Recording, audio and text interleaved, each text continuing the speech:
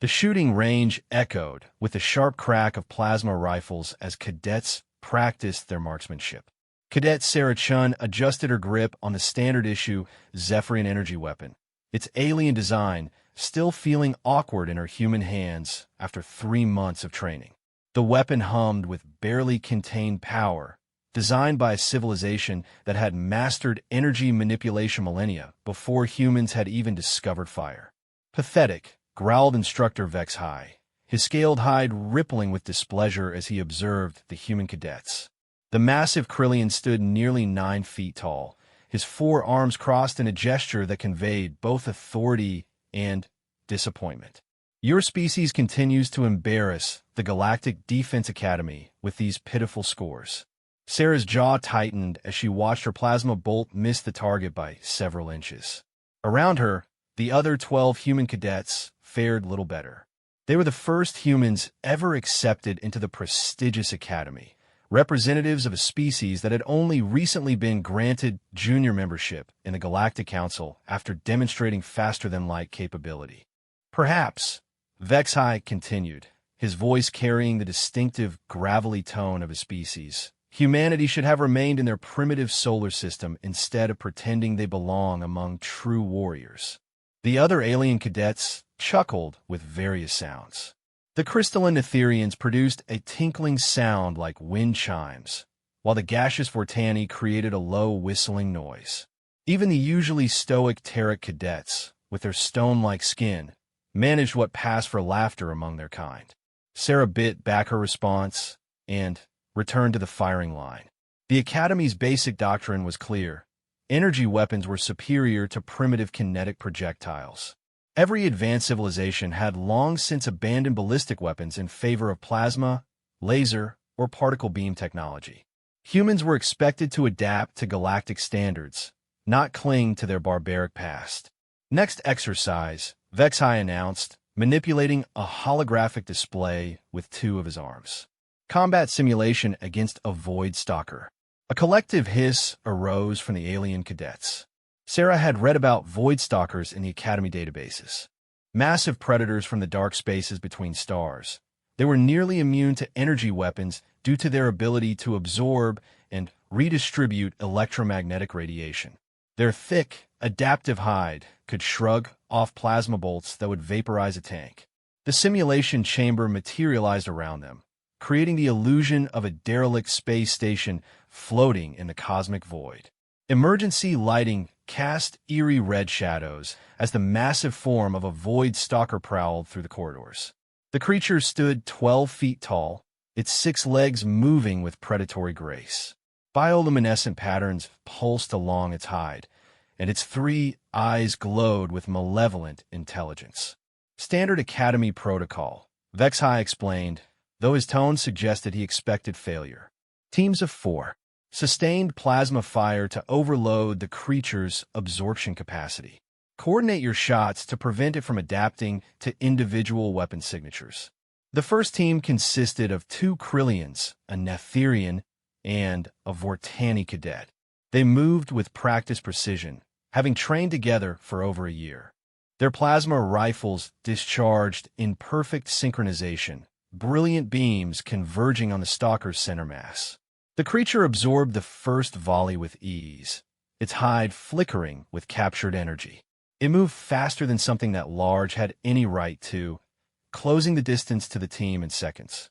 The simulation ended with all 4 cadets marked as casualties. Acceptable technique, poor execution, HFY critiqued.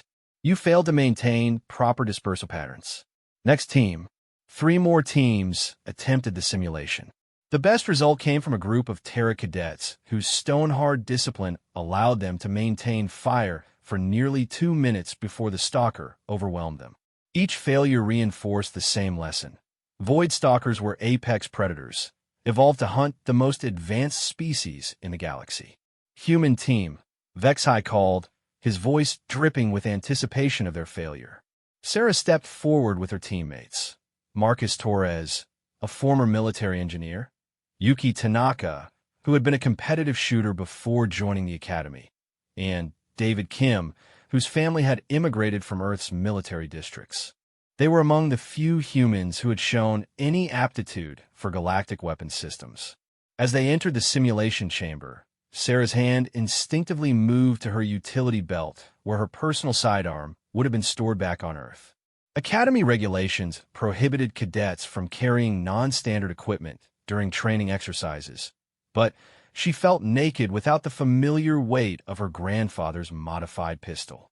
The Void Stalker materialized in the simulation, its massive form blocking the corridor ahead. Sarah raised her plasma rifle along with her teammates, but something felt wrong. The weapon's energy readings were stable, but her instinct screamed that this approach was doomed to failure. Fire, Marcus commanded, and, for plasma beams, lanced toward the creature. The stalker absorbed the energy effortlessly, its hide brightening as it converted the plasma into usable power. It began moving toward them with that same impossible speed, and Sarah knew they had perhaps 10 seconds before it reached them. In that moment of clarity, she made a decision that would change everything. Sarah dropped her plasma rifle and reached for her utility belt, pulling out a device that technically wasn't a weapon according to Academy regulations. Her emergency flare gun, designed for signaling rescue ships in case of emergency, felt solid and familiar in her grip. It used an old chemical propellant system that her grandfather had modified years ago. "What are you doing?" Yuki shouted, maintaining her plasma fire even as the stalker closed the distance. "Trust me," Sarah called back, loading a modified flare cartridge. Her grandfather had been a munitions expert during Earth's last Great War, and his modifications went far beyond simple signaling devices. The Void Stalker was now 20 feet away and accelerating. Sarah took aim, not at the creature's center mass where its adaptive hide was thickest, but at its lead eye. The flare gun kicked in her hand with satisfying recoil as the modified projectile launched. The magnesium core round struck the stalker's eye and detonated with brilliant white-hot flame. The creature shrieked, a sound like tearing metal that resonated through the simulation chamber. For the first time in the exercise, the mighty predator staggered backward. "Impossible," Vexai whispered, his 4 eyes wide with shock. But Sarah wasn't finished. She loaded a second round, this one packed with thermite compound that her grandfather had taught her to make from common ship maintenance supplies. The stalker was wounded, but far from defeated, its remaining 2 eyes fixed on her with murderous intent. The second shot struck the creature in what passed for its throat. The thermite reaction burned at over 3,000 degrees, hot enough to cut through starship hull plating. The Void Stalker's absorption ability meant nothing against a chemical reaction that produced no electromagnetic radiation to absorb. The massive predator collapsed, the simulation registering its death for the first time in Academy history. Silence filled the chamber as the simulation ended. Every cadet and instructor stared at Sarah, their expressions ranging from shock to disbelief. She calmly reloaded her flare gun and holstered it, then picked up her drop plasma rifle. "Ow!" Vexai finally managed to ask. "Simple chemistry and physics," Sarah replied, meeting his gaze steadily. "The creature adapts to energy weapons, but it can't absorb a chemical reaction. Sometimes the old ways work better than the new ones."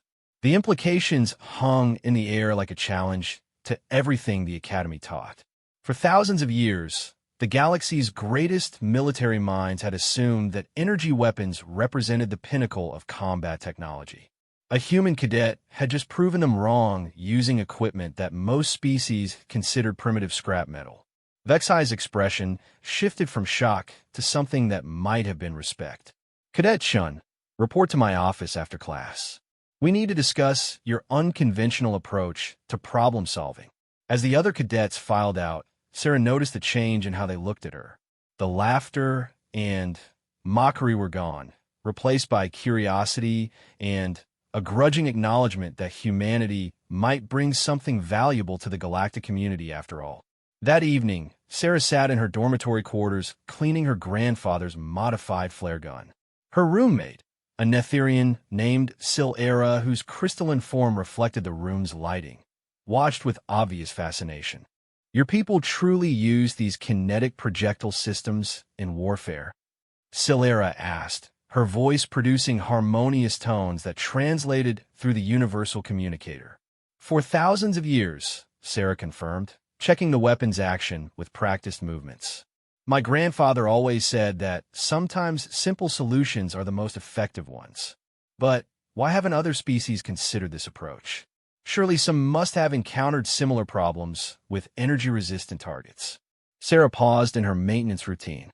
It was a good question, and the answer revealed something important about how different species approach problems. I think most civilizations moved to energy weapons because they were more advanced, then forgot why kinetic systems might still be useful. On Earth, we've always had a fight with whatever worked, not what was most elegant. Outside their window, the Academy's training ground stretched toward the horizon of Kepler Station, humanity's first foothold in galactic society. Sarah thought about her grandfather's words before she left Earth. Remember, girl, fancy equipment is only as good as the person using it. Sometimes a sharp stick beats a laser gun if you know where to stick it. Tomorrow would bring new challenges and new simulations. But tonight, Sarah felt something she hadn't experienced since arriving at the Academy. Confidence. Humanity might be the newest member of the galactic community, but they brought perspectives that thousands of years of technological advancement had forgotten. The galaxy was about to learn that sometimes the most primitive solution was also the most effective one. Word of Sarah's unconventional victory spread through the Academy faster than quantum communication. By the next morning, instructors from every department had requested copies of the simulation recordings. The human cadet who had defeated an unbeatable enemy using primitive chemical projectiles had become the subject of intense scrutiny and debate. Sarah found herself summoned to the Academy Strategic Analysis Center, a gleaming facility where the galaxy's finest military minds studied warfare and developed new tactics. The building's crystalline architecture caught and refracted light from Kepler Station's artificial sun, creating rainbow patterns that danced across polished floors. Admiral Zextala awaited her in the main conference room, her 8 tentacles moving in complex patterns as she reviewed holographic data displays. The cephalopod commander was a legend throughout the galactic military, having led successful campaigns against 3 different hostile species over her century-long career. Cadet Chun, the Admiral's translator, rendered her subsonic communication into standard galactic. Your performance yesterday has raised significant questions about our fundamental assumptions regarding modern warfare. Sarah stood at attention, though she wondered if her human posture looked strange to a species that had no true vertical orientation. Yes, ma'am. I simply used available resources to solve the problem presented. Available resources, Waxdala repeated, one tentacle manipulating a control that brought up a 3-dimensional model of the Void Stalker. Tell me, how did your species develop this tactical flexibility? The question struck Sarah as odd. Ma'am, I'm not sure I understand. Every military force adapts to overcome enemy advantages. No, get it. They do not. Admiral Waxdala's tentacles shifted to what Sarah's cultural briefings identified as a gesture of emphasis. Most species develop superior technology to overcome obstacles. Your people appear to develop superior thinking. The Admiral activated another display showing combat footage from various galactic conflicts. Sarah watched as Krillian forces used overwhelming plasma firepower to break enemy lines. Netherian squads employed sophisticated energy shields and coordinated beam attacks. The Terran military relied on their natural armor and disciplined formations with heavy weapons. Each species fights according to their biological and technological advantages, Zwaxdala explained. Krillians use their multiple arms for rapid fire. Netherians coordinate through crystalline resonance. Terrans leverage their physical resilience. But humans appear to fight according to the situation rather than their nature. Sarah considered this observation. On Earth, military history was filled with examples of forces adapting their tactics to overcome stronger opponents. From ancient generals using terrain advantages against larger armies to modern special forces improvising solutions with limited equipment, humans had always prized tactical flexibility. Perhaps it's because we've had to, Sarah replied carefully. Earth has many different environments and challenges. Our military forces learned to adapt because specialization often meant defeat. Intriguing. The Admiral's tentacles moved in what the translator indicated was approval. We have a situation that might benefit from this adaptability. Are you familiar with the Hegemony War? Sarah nodded. The Hegemony was a coalition of 3 aggressive species that had been expanding into galactic territory for the past 5 years. Their military doctrine relied on energy-draining technology that made conventional galactic forces largely ineffective. Most battles ended with friendly ships dead in space, their power systems completely drained. Our latest intelligence suggests the Hegemony is preparing to assault the frontier colonies, HFY continued. 17 systems with over 2 billion inhabitants. Our conventional forces cannot stop them. The Admiral activated a tactical display showing the projected invasion routes.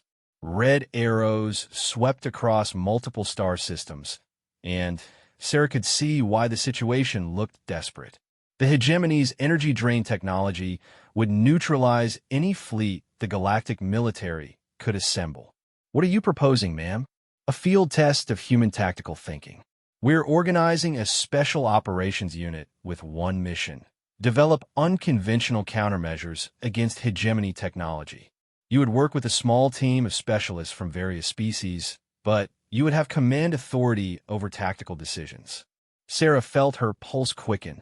This was an enormous responsibility for a cadet who had only been at the academy for 3 months.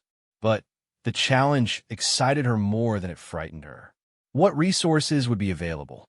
Unlimited access to our research databases, a prototype starship with modular weapon systems, and personnel from our most elite units. HFY's tentacles gestured toward another display showing technical specifications. The ship is designed for rapid modification and field testing of experimental weapons. The vessel on the screen was unlike anything Sarah had seen. Rather than the sleek energy weapon platforms preferred by most galactic navies, this ship resembled a mobile laboratory. Multiple weapon mounts could be reconfigured in hours rather than weeks, and the cargo bays were designed to manufacture ammunition and equipment in space. The catch, Admiral HFY continued, is that you would be operating in active combat zones. The Hegemony Advanced Scouts are already probing our outer defenses. Any testing would occur under actual battle conditions. Sarah thought about her grandfather's stories of innovation under fire. During Earth's conflicts, some of the most effective weapons and tactics have been developed by soldiers who had hours or minutes to solve life-or-death problems. The pressure of real combat had a way of focusing the mind on what actually worked rather than what looked impressive. I accept the assignment, ma'am. Excellent. Your team is already assembled. The Admiral activated a communication system, and the conference room's doors opened to admit 4 individuals. The first was Commander Marcus Torres, Sarah's teammate from the simulation. His promotion from cadet had apparently been accelerated based on his engineering background and willingness to support unconventional tactics. Second came Dr. Vashti, a Netherian scientist whose crystalline form pulsed with excited energy patterns. Sarah had read about her work in material science and exotic physics. The third team member surprised her, Instructor Vexhai, the Krillian who had initially dismissed human capabilities. His expression was unreadable, but his presence suggested a significant shift in attitude. Finally, a massive Terek warrior entered the room.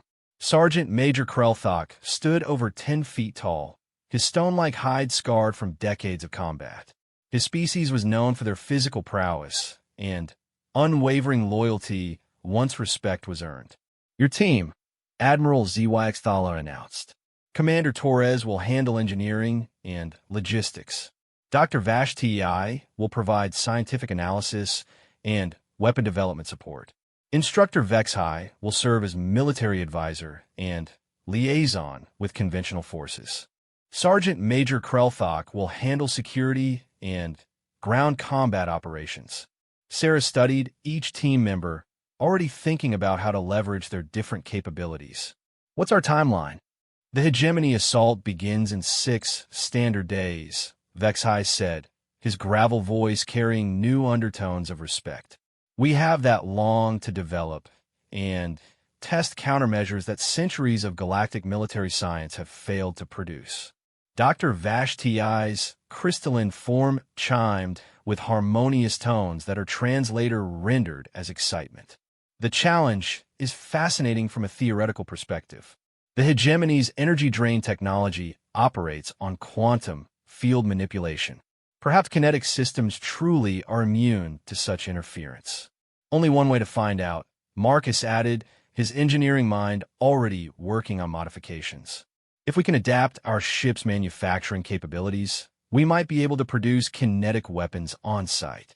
Krelthok spoke for the first time, his voice rumbling like distant thunder.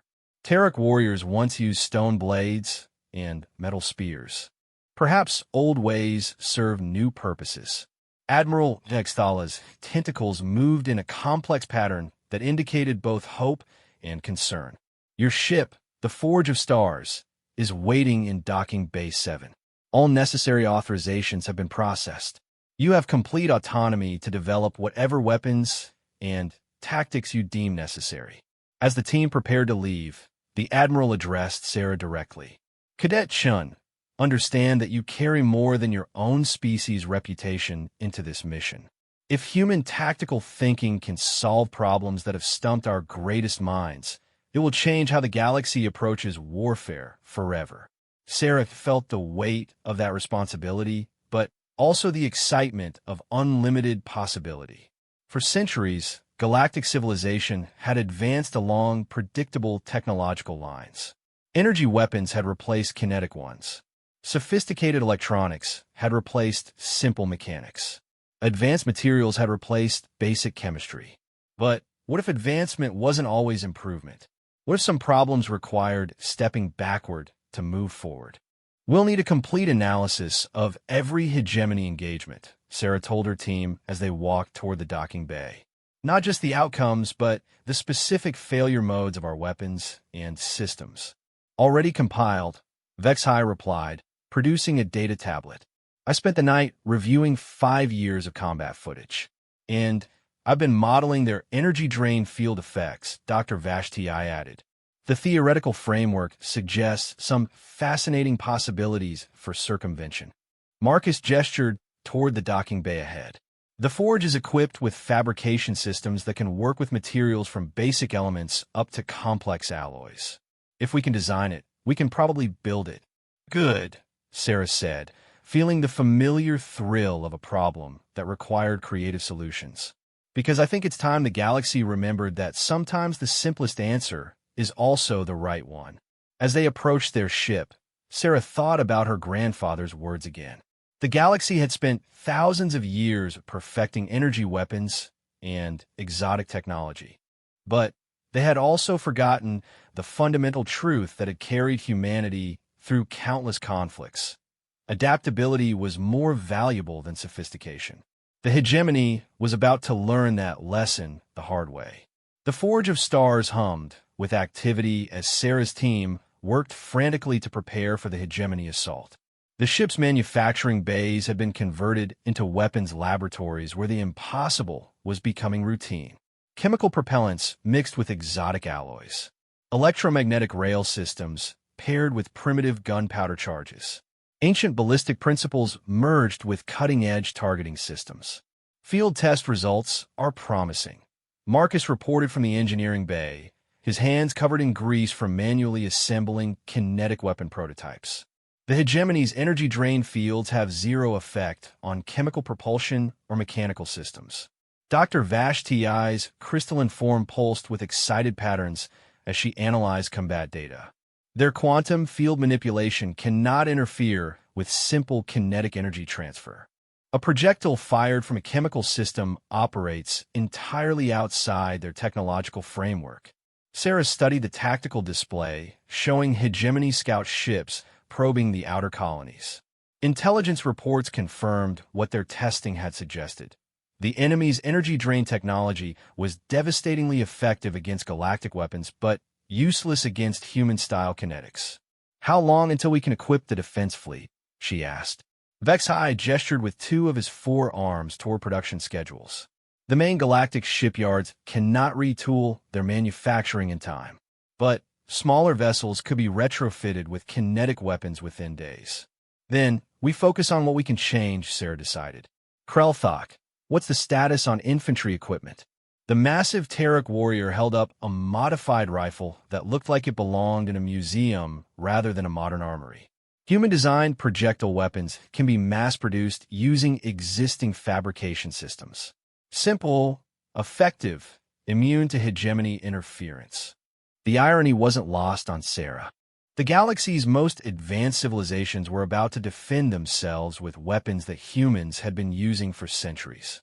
Bullets, shells, and explosives would face energy-drain technology and exotic armor. "Incoming transmission," the ship's AI announced. "Priority 1 from Admiral Zwyxthala." The Admiral's image materialized in the command center, her tentacles moving in agitated patterns. "The hegemony assault has begun ahead of schedule. 3 colony worlds are under attack. Conventional fleet elements report total weapon failure within minutes of engagement." Sarah felt ice form in her stomach. They had run out of time. What about the retrofitted ships? Only 6 vessels completed modification before the attack began. "The rest of our fleet is effectively defenseless." Zwyxthala's tentacles drooped with despair. "The colonies are requesting immediate evacuation." "No." Sarah's voice carried a certainty that surprised even her. "We don't evacuate. We fight." "With what?" 6 modified ships against a hegemony battle fleet. Sarah looked at her team, seeing determination reflected in alien features. Vexai's scaled hide had shifted to combat colors. Dr. Vashti's crystalline form resonated with battle harmonics. Marcus was already pulling up ship specifications. Krelthok was loading ammunition into weapons that shouldn't work, but did. "With everything we've learned," Sarah replied. "Admiral, I'm requesting immediate command authority over all available vessels, modified or not." "Cadet, you cannot fight energy weapons with dead ships." "Watch me." The next few hours blurred together in a chaos of preparation and desperate innovation. Sarah's unconventional tactics required ships that could operate without power, weapons that functioned without energy systems, and crews trained to fight like humans had always fought, with whatever worked. The Forge of Stars led a fleet of 60 vessels toward the besieged colony of New Haven. 48 of those ships had no functional weapons after entering the hegemony's energy drain field. But Sarah had a plan that turned that weakness into strength. "All ships, this is Forge Actual," Sarah broadcast on mechanical communication systems that bypassed electronic interference. "Execute Slingshot Protocol." The dead ships had been loaded with kinetic projectiles and equipped with mechanical release systems. They couldn't maneuver or fire weapons, but they could still follow ballistic trajectories. Sarah was turning them into massive shotgun shells fired by gravity and momentum. "Hegemony fleet, bearing 27 Mark IV, reported Vexai from the tactical station. 12 heavy cruisers and 40 escort vessels. They're not taking evasive action," Marcus observed. "Their tactics assume all threats come from energy weapons." Sarah smiled grimly. The hegemony had fought dozens of galactic species and won every engagement using the same strategy: drain their power and destroy them at leisure. They had never faced an opponent that could fight without power. "Release the hounds," Sarah ordered. 48 dead galactic ships suddenly disgorged clouds of kinetic projectiles, tungsten slugs, explosive shells, and simple metal fragments accelerated by chemical charges or mechanical springs. The hegemony's sophisticated shields were designed to deflect energy attacks, not stop physical objects traveling at significant fractions of light speed. The enemy formation dissolved into chaos as kinetic rounds punched through shields and holes like paper. Hegemony ships that had seemed invincible moments before began venting atmosphere and debris. Impossible, came the transmission from the Hegemony flagship. You have no power. Your weapons are non-functional. This is Cadet Sarah Chun of the Galactic Defense Academy, Sarah replied over open channels. Our weapons work just fine. They're just not the weapons you were expecting. The Forge of Stars and 5 other modified ships closed with the remaining Hegemony vessels, their kinetic weapons systems operating perfectly within the energy drain field. Bullets and shells tore through exotic armor that could deflect plasma but couldn't stop simple lead and steel. Dr. Vashti monitored the enemy's quantum field generators from her science station. Their technology cannot adapt to kinetic threats. The field equations don't account for non-energy-based attacks. Then, let's give them more education, Sarah said.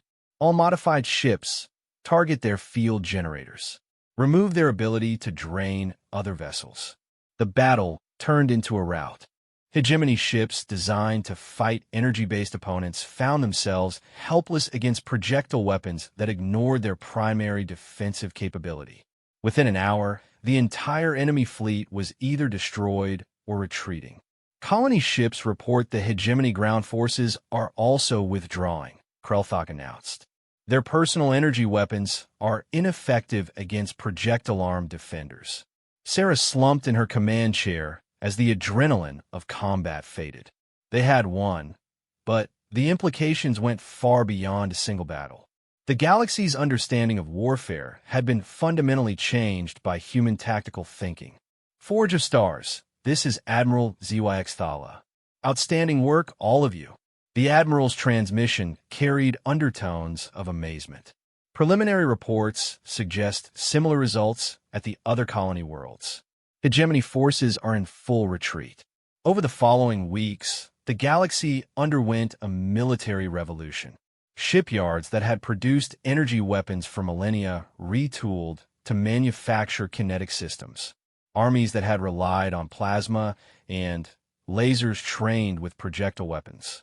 The Hegemony's expansion was permanently halted by opponents who fought with bullets and shells instead of beams and bolts. Sarah found herself promoted from cadet to lieutenant and offered a position developing new tactical doctrines. But the real change was in how other species viewed humanity. The newcomers who had seemed primitive and backward had proven that sometimes older solutions were better than newer ones. Standing on the observation deck of Kepler Station, Sarah watched human-designed weapons being loaded onto alien ships. Her grandfather's philosophy had spread throughout the galaxy. Use what works, not what's impressive. Dr. Vashti approached, her crystalline form reflecting the starlight in beautiful patterns. I've been analyzing human military history, she said. Your species has an unusual approach to warfare. How so? Most civilizations develop increasingly sophisticated weapons until they become over-specialized. Humans seem to retain primitive capabilities alongside advanced ones, maintaining tactical flexibility across a broad spectrum. Sarah nodded, thinking about museums on Earth that displayed everything from stone spears to plasma rifles. Other species saw this as a lack of focus, but humans understood it as maintaining options.